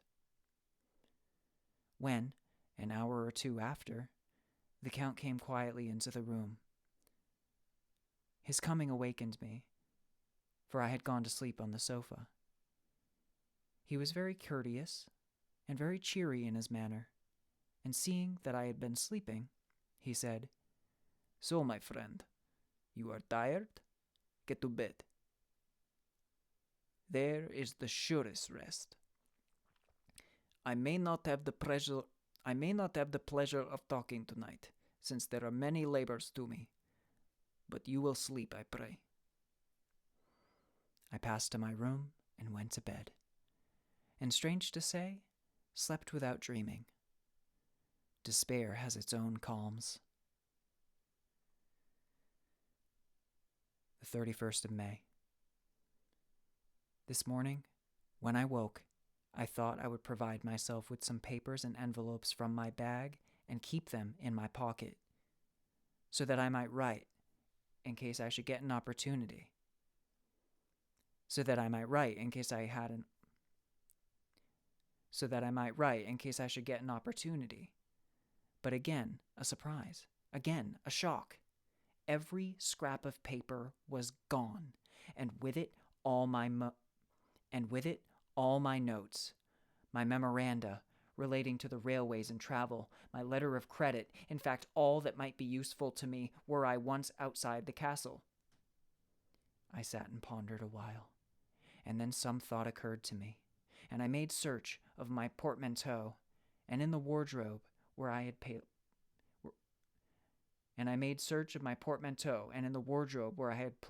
placed my clothes. The suit in which I had traveled was gone, and also my overcoat and rug. I could find no trace of them anywhere. This looked like some new scheme of villainy. The 17th of June. This morning, as I was sitting on the edge of my bed, cudgeling my brains, I heard without a crackling of whips and pounding and scraping of horses' feet up the rocky path beyond the courtyard. With joy, I hurried to the window and saw drive into the yard 2 great lader wagons, each drawn by 8 sturdy horses, and at the head of each pair a Slovak, with his wide hat, great nail-studded belt, dirty sheepskin, and high boots. They had also their long staves in hand. I ran to the door, intending to descend and try and join them through the main hall, as I thought that way might be opened for them. Again a shock. My door was fastened on the outside. Then I ran to the window and cried to them. They looked up at me stupidly and pointed, but just then the hetman of the Szgany came out, and seeing them pointing to my window, said something, at which they laughed. Henceforth no effort of mine, no piteous cry or agonized entreaty would make them even look at me. They resolutely turned away. The later wagons contained great square boxes with handles of thick rope. These were evidently empty by the ease with which the Slovaks handled them, and by their resonance as they were roughly moved. When they were all unloaded and packed in a great heap in one corner of the yard, the Slovaks were given some money by the Szgany, and spitting on it for luck, lazily went each to his horse's head. Shortly afterwards, I heard the crackling of their whips die away in the distance. The 24th of June. Last night, the Count left me early and locked himself into his own room. As soon as I dared, I ran up the winding stair and looked out of the window, which opened south. I thought I would watch for the Count, for there is something going on. The Szgany are quartered somewhere in the castle and are doing work of some kind. I know it, for now and then I hear a far-away muffled sound as of mattock and spade, and, whatever it is, it must be the end of some ruthless villainy. I had been at the window somewhat less than half an hour when I saw something coming out of the Count's window. I drew back and watched carefully and saw the whole man emerge. It was a new shock to me to find that he had on the suit of clothes which I had worn whilst traveling here, and slung over his shoulder the terrible bag which I had seen the women take away. There could be no doubt as to his quest, and in my garb, too. This, then, is his new scheme of evil, that he will allow others to see me as they think, so that he may both leave evidence that I have been seen in the towns or villages posting my own letters, and that any wickedness which he may do shall by the local people be attributed to me. It makes me rage to think that this can go on, and whilst I am shut up here, a veritable prisoner, but without that protection of the law which is even a criminal's right and consolation. I thought I would watch for the Count's return, and for a long time sat doggedly at the window. Then I began to notice that there were some quaint little specks floating in the rays of the moonlight. They were like the tiniest grains of dust, and they whirled around and gathered in clusters in a nebulous sort of way. I watched them with a sense of soothing, and a sort of calm stole over me. I leaned back in the embrasure in a more comfortable position so that I could enjoy more fully the aerial gamboling. Something made me start up, a low, piteous howling of dogs somewhere far below in the valley, which was hidden from my sight. Louder it seemed to ring in my ears, and the floating motes of dust to take new shapes to the sound as they danced in the moonlight. I felt myself struggling to awake to some call of my instincts. Nay, my very soul was struggling, and my half-remembered sensibilities were striving to answer the call. I was becoming hypnotized. Quicker and quicker danced the dust. The moonbeams seemed to quiver as they went by me into the mass of the gloom beyond. More and more they gathered till they seemed to take dim phantom shapes. And then I started, broad awake and in full possession of my senses, and ran screaming from the place. The phantom shapes, which were becoming gradually materialized from the moonbeams, were those 3 ghostly women to whom I was doomed. I fled, and felt somewhat safer in my own room, where there was no moonlight, and where the lamp was burning brightly. When a couple of hours had passed, I heard something stirring in the Count's room, something like a sharp wail quickly suppressed. And then there was a silence, deep, awful silence, which chilled me. With a beating heart, I tried the door, but I was locked in my prison, and I could do nothing. I sat down and simply cried. As I sat, I heard a sound in the courtyard without the agonized cry. As I sat, I heard a sound in the courtyard without the agonized cry of a woman. I rushed to the window and, throwing it up, peered between the bars. There, indeed, was a woman with disheveled hair, holding her hands over her heart as one distressed with running. She was leaning against the corner of the gateway. When she saw my face at the window, she threw herself forward and shouted in a voice laden with menace, "Monster, give me my child!" She threw herself on her knees, and raising up her hands, cried the same words in tones which wrung my heart. Then she tore her hair and beat her breast and abandoned herself to all the violences of extravagant emotion. Finally, she drew herself forward, and though I could not see her, I could hear the beating of her naked hands against the door. Somewhere high overhead, probably on the tower, I heard the voice of the Count calling in his harsh, metallic whisper. His call seemed to be answered from far and wide by the howling of wolves. Before many minutes had passed, a pack of them poured, like a pent-up dam when liberated. Like a pent-up dam when liberated through the wide entrance into the courtyard. There was no cry from the woman, and the howling of the wolves was but short. Before long, they streamed away singly, licking their lips. I could not pity her, for I knew now what had become of her child, and she was better dead. What shall I do? What can I do? How can I escape from this dreadful thing of night, gloom, and fear? The 25th of June. No man knows till he has suffered from the night how sweet and dear to his heart and eye the morning could be. When the sun grew so high this morning that it struck the top of the great gateway opposite my window, the high spot which it touched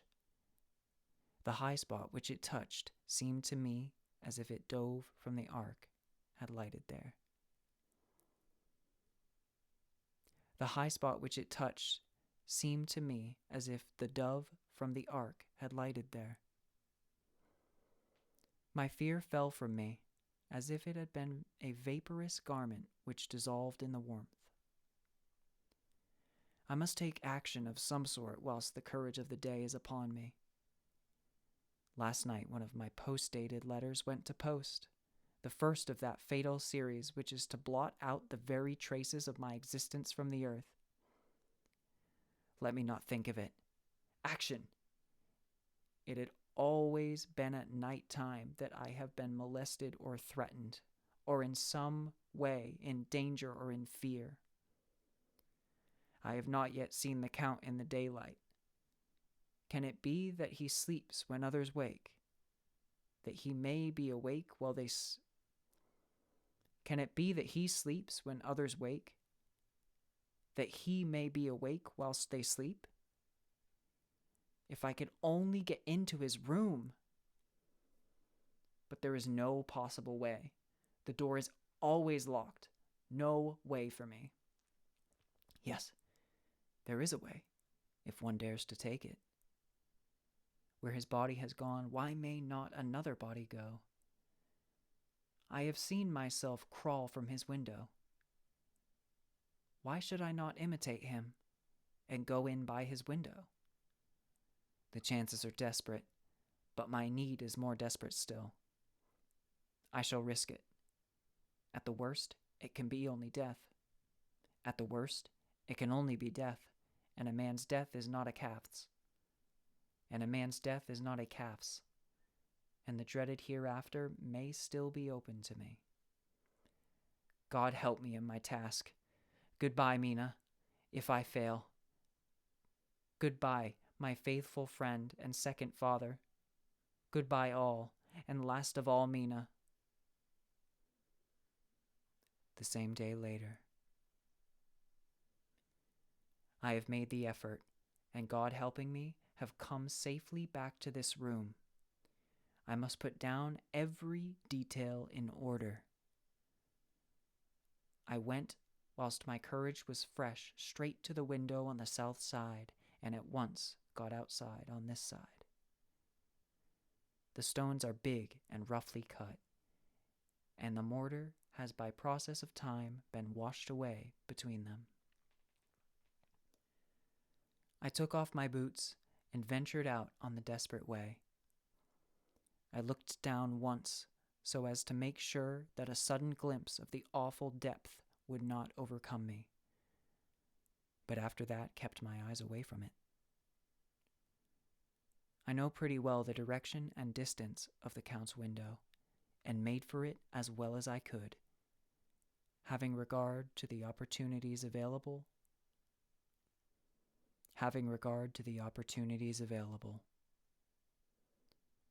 I did not feel dizzy. I suppose I was too excited. And the time seemed ridiculously short till I found myself standing on the windowsill, trying to raise up the sash. I was filled with agitation, however, when I bent down and slid feet foremost in through the window. Then I looked around for the Count, but with surprise and gladness made a discovery. The room was empty. It was barely furnished with odd things which seemed to have never been used. The furniture was something the same style as that in the south rooms, and was covered in dust. I looked for the key, but it was not in the lock, and I could not find it anywhere. The only thing I found was a great heap of gold in one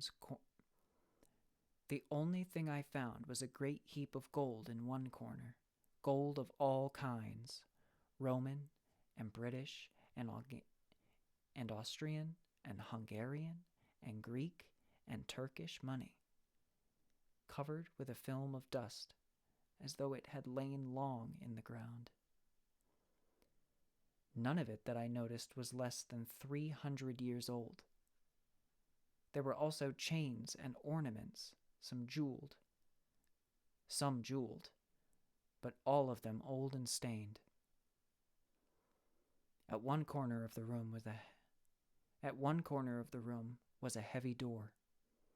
I tried it, for since I could not find a key of the room or the key of the outer door, which was the main object of my search, I must make further examination, or all my efforts would be in vain. It was open, and led through a stone passage to a circular stairway, which went steeply down. I descended, minding carefully where I went, for the stairs were dark, being only lit by loopholes in the heavy masonry.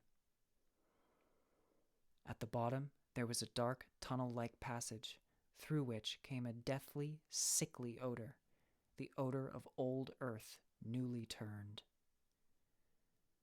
As I went through the passage, the smell grew closer and heavier. At last I pulled open a heavy door which stood ajar, and found myself in an old, ruined chapel, which had evidently been used as a graveyard. The roof was broken, and in 2 places were steps leading to vaults, but the ground had recently been dug over, and the earth placed in great wooden boxes, manifestly those which had been brought by the Slovaks. There was nobody about, and I made a search over every inch of the ground, so as to not lose a chance. I went down even into the vaults, where the dim light struggled, although to do so was a dread to my very soul. Into 2 of these I went, but saw nothing except fragments of old coffins and piles of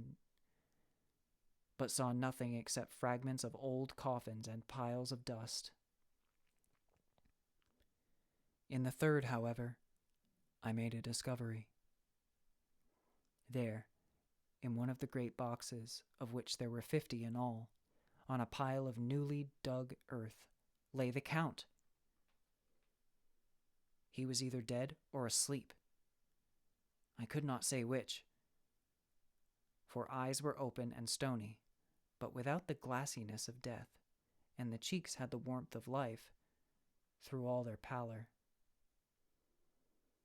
The lips were as red as ever, but there was no sign of movement, no pulse, no breath, no beating of the heart. I bent over him and tried to find any sign of life, but in vain. He could not have lain there long, for the earthy smell would have passed away in a few hours. By the side of the box was its cover, pierced with holes here and there.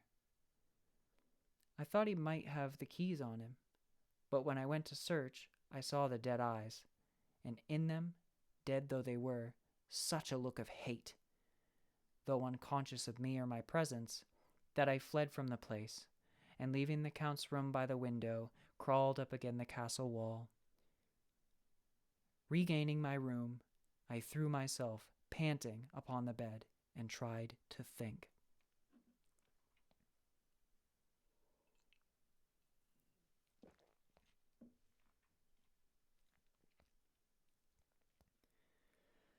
The 29th of June. Today is the date of my last letter, and the Count has taken steps to prove that it was genuine. For again I saw him leave the castle by the same window and in my clothes. As he went down the wall, lizard fashion, I wished I had a gun or some lethal weapon that I might destroy him. But I fear that no weapon wrought along by any man's hand would have any effect on him. I dared not wait to see him return, for I feared to see those weird sisters. I came back to the library and read there till I fell asleep. I was awakened by the Count, who looked at me as grimly as any man could, and he said, "Tomorrow, my friend, we must part. You return to your beautiful England, I to some work, which may have such an end that we never meet. Your letter home has been dispatched. Tomorrow I shall not be here, but all shall be ready for your journey. In the morning come the Szgany, who have some labors of their own here, and also come some Slovaks. When they have gone, my carriage shall come for you, and shall bear you to the Borgo Pass to meet the diligence from Bukovina to Bistritz. But I am in hopes that I shall see more of you at Castle Dracula." I suspected him, and determined to test his sincerity. Sincerity! It seems like a profanation of the word to write it in connection with such a monster. So I asked him, point blank, "Why may I not go tonight?" "Because, dear sir, my coachman and horses are away on a mission." "But I would walk with pleasure. I want to get away at once." He smiled. Such a soft, smooth, diabolical smile that I knew there was some trick behind his smoothness. He said, "And your baggage?" "I do not care about it. I can send for it some other time." The Count stood up and said, with a sweet courtesy which made me rub my eyes, it seemed so real, "You English have a saying which is close to my heart, for its spirit is that which rules our boyars. Welcome the coming, speed the parting guest. Come with me, my dear young friend. Not an hour shall you wait in my house against your will, though sad I am at your going, and that you so suddenly desire it. Come!" With a stately gravity, he, with the lamp, preceded me down the stairs and along the hall. Suddenly he stopped. "Hark!" Close at hand came the howling of many wolves. It was almost as if the sound sprang up at the rising of his hand, just as the music of a great orchestra seems to leap under the baton of the conductor. After a pause of a moment, he proceeded, in his stately way, to the door, drew back the ponderous bolts, unhooked the heavy chains, and began to draw it open.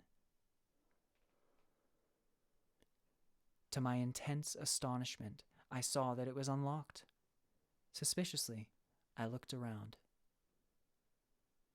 Suspiciously, I looked all around, but could see no key of any kind. As the door began to open, The howling of the wolves without grew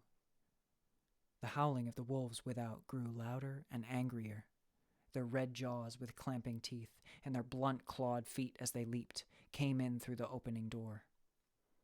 I knew then that to struggle at the moment against the Count was useless. I knew then that to struggle at the moment against the Count was useless. With such allies as these at his command, I could do nothing. But still the door continued slowly to open, and only the Count's body stood in the gap. Suddenly, it struck me that this might be the moment and means of my doom. I was to be given to the wolves, and at my own instigation. There was a diabolical wickedness in the idea great enough for the Count, and as the last chance I cried out, "Shut the door! I shall wait till morning!" And I covered my face with my hands to hide my tears of bitter disappointment. With one sweep of his powerful arm, the Count threw the door shut, and the great bolts clanged and echoed through the hall as they shot back into their places. In silence, we returned to the library, and after a minute or two, I went to my own room. The last I saw of Count Dracula was his kissing his hand to me, with a red light of triumph in his eyes, and with a smile that Judas in hell might be proud of. When I was in my room and about to lie down, I thought I heard a whispering at my door. I went to it softly and listened. Unless my ears deceived me, I heard the voice of the Count. Back to your own place. Your time is not yet come. Wait, have patience. Tonight is mine. Tomorrow night is yours. There was a low, sweet ripple of laughter, and in a rage I threw open the door and saw without the 3 terrible women licking their lips. As I appeared, they all joined in a horrible laugh and ran away. I came back to my room and threw myself on my knees. It is then so near the end? Tomorrow! Lord help me, and those to whom I am dear. The 30th of June. These may be the last words I ever write in this diary.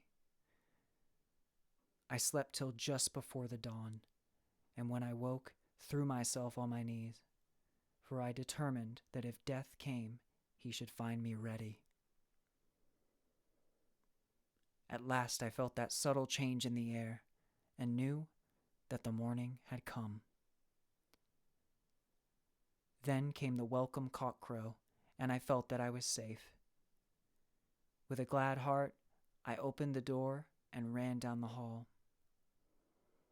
I had seen that the door was unlocked, and now escape was before me. With hands that trembled with eagerness, I unhooked the chains and threw back the massive bolts. But the door would not move. Despair seized me. I pulled and pulled at the door and shook it till, massive as it was, it rattled in its encasement. I could see the bolt shot. It had been locked after I left the Count. Then, a wild desire took me to obtain the key at any risk, and I determined then and there to scale the wall again and gain the Count's room. He might kill me, but death now seemed the happier choice of evils. Without a pause, I rushed up to the east window and scrambled down the wall as before into the Count's room. It was empty, but that was as I expected. I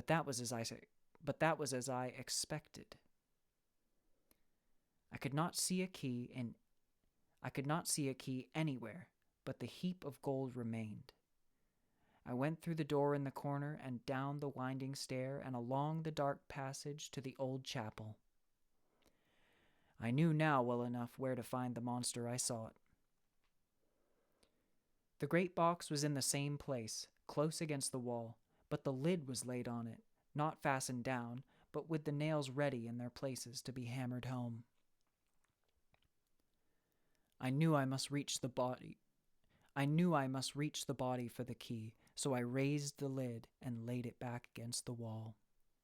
And then I saw something which filled my very soul with horror. There lay the Count, but looking as if his youth had been half restored, for the white hair and mustache were changed to dark iron gray. The cheeks were fuller, and the white skin seemed ruby red underneath. The mouth was redder than ever, for on the lips were gouts of fresh blood, which trickled from the corners of the mouth and ran down over the chin and neck. Even the deep burning eyes seemed set amongst swollen flesh, for the lids and pouches underneath were bloated. It seemed as if the whole awful creature were simply gorged with blood. He lay like a filthy leech, exhausted with his repletion. I shuddered as I bent over to touch him, and every sense in me revolted at the contact. But I had to search, or I was lost. The coming night might see my own body a banquet in a similar war to those horrid three.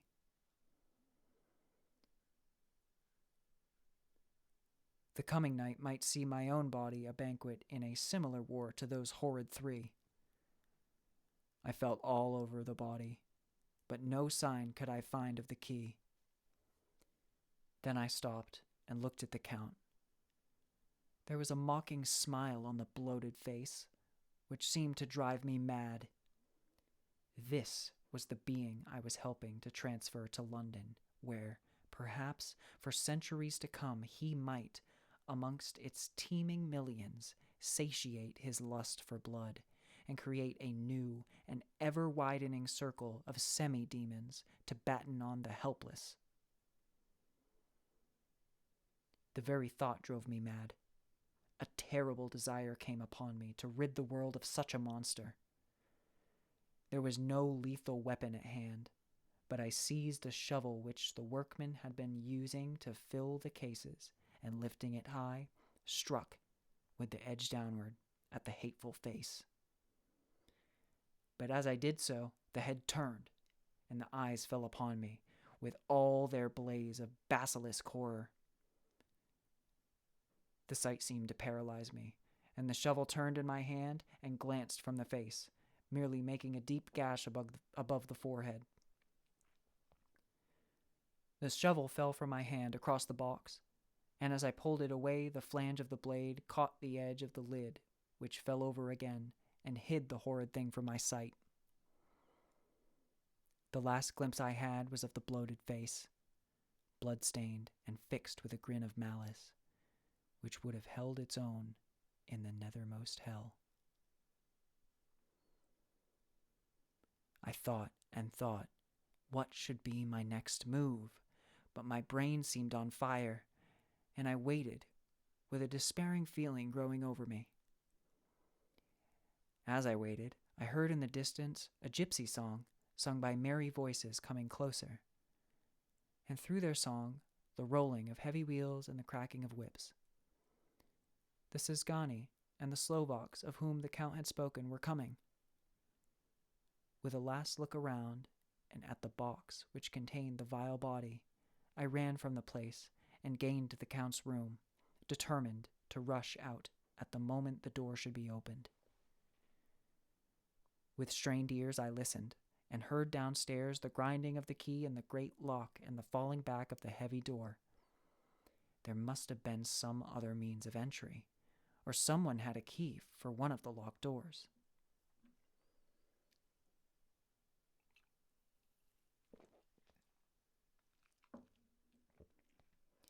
Then there came the sound of many feet tramping and dying away in some passage which sent up a clanging echo. I turned to run down again towards the vault, where I might find the new entrance. But at the moment there seemed to come a violent puff of wind, and the door to the winding stair blew to with a shock that set the dust from the lintels flying. When I ran to push it open, I found that it was hopelessly fast. I was again a prisoner, and the net of doom was closing round me more closely. As I write, there is in the passage below a sound of many tramping feet and the crash of weights being set down heavily, doubtless the boxes, with their freight of earth. There was a sound of hammering. It is the box being nailed down. Now I can hear the heavy feet tramping again along the hall, with many other idle feet coming behind them. The door is shut. The chains rattle. There is a grinding of the key in the lock. I can hear the key withdrawn. Then another door opens and shuts. I hear the creaking of lock and bolt. Hark! In the courtyard and down the rocky way, the roll of heavy wheels, the crack of whips, and the courage, and the chorus of the Cisgani as they pass into the distance. I am alone in the castle with those horrible women. Faugh! Mina is a woman, and there is naught in common. They are devils of the pit. I shall not remain alone with them. I shall try to scale the castle wall farther than I have yet attempted. I shall take some of the gold with me, lest I want it later. I may find a way from this dreadful place. And then away for home, away to the quickest and nearest train, away from this cursed spot, from this cursed land where the devil and his children still walk with earthly feet. At least God's mercy is better than that of those monsters, and the precipice is steep and high. At its foot a man may sleep as a man. Goodbye all. Mina.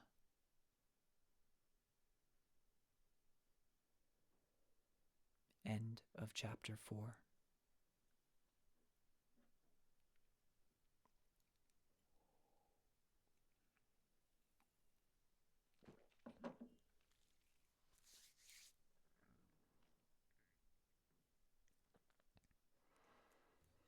It's getting wild.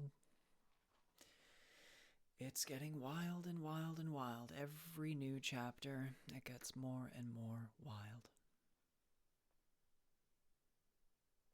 Better and better, more interesting and more interesting.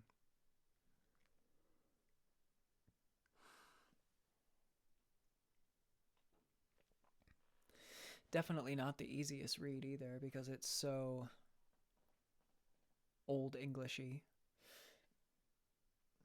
It's not technically Old English. It's like it's like between Middle English and Modern English, the way that the grammar and sentence structure and even some of the words that are used, because this is literally the original text. So definitely a challenging read, but of course it's comprehensible and it's really good. It's really, really good. I mean, obviously it's good. It's a literary classic. It's a famous work for a reason. And yeah, I'm loving it so far. Really good. Really, really good.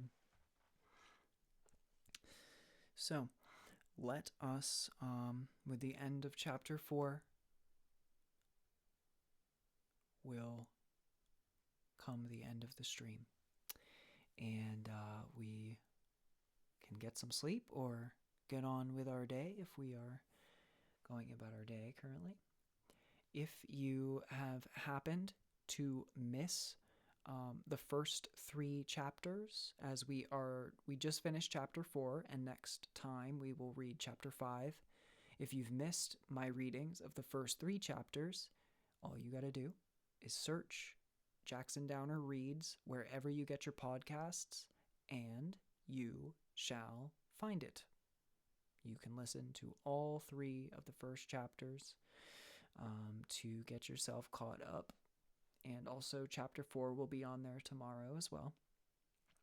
So you can read all 4. And you'll be all ready for chapter 5. But I shall see you all tomorrow. Much love to all of you. Good night. Get some rest. I know I shall.